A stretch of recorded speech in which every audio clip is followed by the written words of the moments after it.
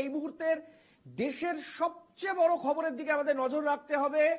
Supreme কোর্টকে কার্যত ভৎসনা করলেন দেশের উপরাষ্ট্রপতি জগদীপ ধনখড়। একেবারে পরিষ্কার ভাষায় তিনি নানাবিধ প্রশ্ন আজকে সুপ্রিম কোর্টের বিরুদ্ধে তুলে দিয়েছেন। তিনি পরিষ্কারভাবে বলছেন, দেশের রাষ্ট্রপতিকে কখনোই কোনো নির্দেশ দিতে পারে না আদালত। বিচার ব্যবস্থার প্রতি অসন্তোষ প্রকাশ করে এমনটাই উপরাষ্ট্রপতি তথা সংসদের উচ্চকক্ষের চেয়ারম্যান জগদীপ ধনখড়ের এই মন্তব্য এই মুহূর্তের সবচেয়ে বড় খবরে আমরা নজর রেখেছি। সম্প্রতি একটি মামলায় সুপ্রিম কোর্ট জানিয়েছিল যে কোনো বিল নিয়ে 3 মাসের মধ্যে রাষ্ট্রপতিকে তার জবাব দিতে হবে, সিদ্ধান্ত নিতে হবে। তারপরে যদি কোনো বিল ফেলে রাখা হয়, রাষ্ট্রপতি ফেলে রাখেন অর্থাৎ আইনে পরিণত না করেন, তাহলে তাকে জবাব দিতে হবে যে কেন তিনি দেরি করেছেন। এই প্রসঙ্গেই উপরাষ্ট্রপতি জগদীপ ধনখড় তিনি পরিষ্কার বলছেন যে দেশের রাষ্ট্রপতিকে কখনোই নির্দেশ দিতে পারে না কোনো আদালত। একটি অনুষ্ঠানে ভাষণ দেওয়ার সময় জগদীপ ধনখড় তিনি সুপ্রিম কোর্টের নির্দেশ প্রসঙ্গ টেনেছেন এবং টেনে তিনি পরিষ্কার বলেছেন, ভারতীয় সংবিধানের 142 নম্বর অনুচ্ছেদে দেশের শীর্ষ আদালতকে বিশেষ ক্ষমতা দেওয়া হয়েছে।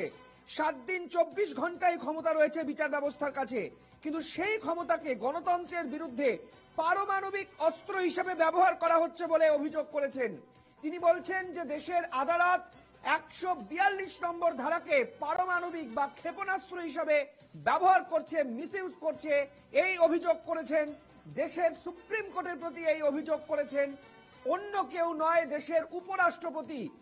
দেশের উপরাষ্ট্রপতি জগদীপ ধনখড়ের এই মন্তব্য ঘিরে কার্যত তোলপাড় শুরু হয়ে গেছে দেশ জুড়ে। তিনি পরিষ্কার বলছেন, সাম্প্রতিক একটি রায়ে দেশের রাষ্ট্রপতিকে নির্দেশ দেওয়া হয়েছে। আমরা কোন দিকে এগোচ্ছি, দেশে কি চলছে, আমাদের অত্যন্ত সংবেদনশীল হতে হবে। গণতন্ত্রের জন্য আমরা যে দর কষাকষি করিনি, রাষ্ট্রপতিকে বলা হচ্ছে নির্দিষ্ট সময়ের মধ্যে সিদ্ধান্ত নিতে হবে, আর যদি তা না হয় তাহলে সেটি বিল আইনে পরিণত হয়ে যাবে। এখন থেকে বিচারপতিরাই আইন প্রণয়ন করবেন, সংসদীয় কাজকর্ম করবেন, তাদের কোনো জবাবদিহি করতে হবে না। বিকাশ রঞ্জন ভট্টাচার্য আমাদের সঙ্গে এই মুহূর্তে রয়েছেন, বিশিষ্ট আইনজীবী। বিকাশ বাবু, আমি জানতে চাই যে দেশের সুপ্রিম কোর্টকে কার্যত প্রশ্ন করছেন জগদীপ ধনখড়। তিনি বলছেন 142 ধারাকে ক্ষমতার অপপ্রয়োগ করে সুপ্রিম কোর্ট কার্যত পারমাণবিক ক্ষেপণাস্ত্র চালাচ্ছে, কি বলবেন? না, সেটা তো ওর ব্যক্তিগত মত হতেই পারে। তো উনি যে পদে আছেন সেই পদ থেকে এই সমস্ত শব্দ ব্যবহার করে সুপ্রিম কোর্টকে আক্রমণ করাটা সমীচীন হচ্ছে না। তিনি ওই পদে থেকে আরএসএস এর ধর্ম প্রচারক হতে পারেন, সেটা কোনো আপত্তি নেই, কিন্তু ওই পদে যতক্ষণ থাকছেন ততক্ষণ তাকে অনেক সমঝে কথা বলতে হবে। আমরা ইতিপূর্বে হাউসেও দেখেছি তিনি আরএসএস এর হয়ে কথাবার্তা বলেন, এটাই মুশকিল। বিকাশ বাবু, আমি একদম আইনের জায়গা থেকে জানতে চাইছি, এটা কি কোথাও আদালত অবমাননার শামিল? না, তা কেন? ক্রিটিসিজম করার, জাস্ট ক্রিটিসিজম করার রাইট তো সবার আছে। উনি যদি সুপ্রিম কোর্টের রায়কে সমালোচনা করেন তাতে আদালত অবমাননা হয় না। যদি না ব্যক্তিগত আক্রমণ করেন বা জজেরা রায় দিয়েছেন কোনো উদ্দেশ্য নিয়ে, যেটা আমাদের মমতা বলেন, এমন কথা বললে মুশকিল। বেশ, ধন্যবাদ। আমরা কথা বলছিলাম এই মুহূর্তে বিকাশ রঞ্জন ভট্টাচার্যের সঙ্গে।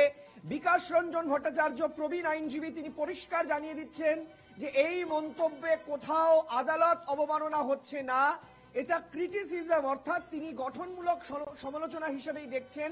তবে এই গঠনমূলক সমালোচনার ক্ষেত্রে তিনি যেটা প্রশ্ন তুললেন যে তিনি যে পদে রয়েছেন, দেশের উপরাষ্ট্রপতি, যিনি সংবিধানের নামে শপথ নেন, তিনি পরিষ্কার বলছেন যে এটা কোথাও বিচার ব্যবস্থার অপপ্রয়োগ হচ্ছে। তিনি বলছেন যে 142 নম্বর ধারাকে কার্যত সুপ্রিম কোর্ট কোথাও পারমাণবিক ক্ষেপণাস্ত্র হিসাবে ব্যবহার করছে।